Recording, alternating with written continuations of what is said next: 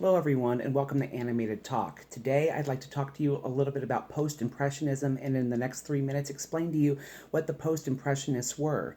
Unfortunately, this is a difficult era of art to talk about because it is kind of a garbage dump category. What do I mean by that? Well, what I mean is that artists and historians that came in this time and after it really had a hard time explaining this particular era because it is definitely an era that is influenced by the Impressionists, but it's not pure Impressionism. It's also before you got into real modernism in the early part of the 1900s. So it's kind of an era where it's hard to describe what was going on. Probably the most famous, really, I should say he definitely is the most famous of the post-impressionists would be Vincent van Gogh. And what he did was he was ignoring how light hits an object in the way that most impressionists were. He was moving more and more towards expressing himself in his art. It was also less and less about these quick paint splotches coming together and making these fairly realistic looking paintings like most impressionists were.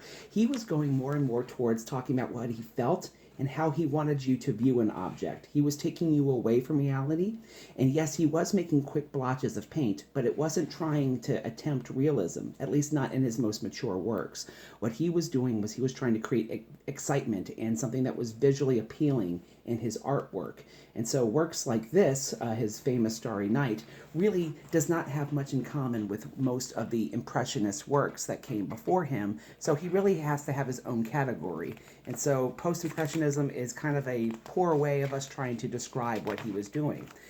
Cezanne is another artist that is a post-impressionist, and he definitely has a lot of impressionist influence here, but he was more and more looking towards trying to make a visually appealing work of art and not necessarily trying to transfer reality into artwork by also looking a little bit more at the light, which was, again, very much what the Impressionists were doing. What he wanted to do was keep changing and changing the visuals that were around him to make something that was more visually interesting and to make something that was talking about how he felt about the world and felt about what he was viewing, not necessarily what it truly looked like. Also, some people comment that, especially like up here in the mountains and things, he was starting to move a little bit towards Cubism, which was a interesting new art form that would pop up in the next couple of decades. So he is kind of a precursor to what became modern art, and so is Vincent van Gogh and the rest of the post-impressionists. Hopefully this explanation helps to make you a little bit more knowledgeable about art, and it creates some animated discussion amongst your families. Have a great day. Bye-bye.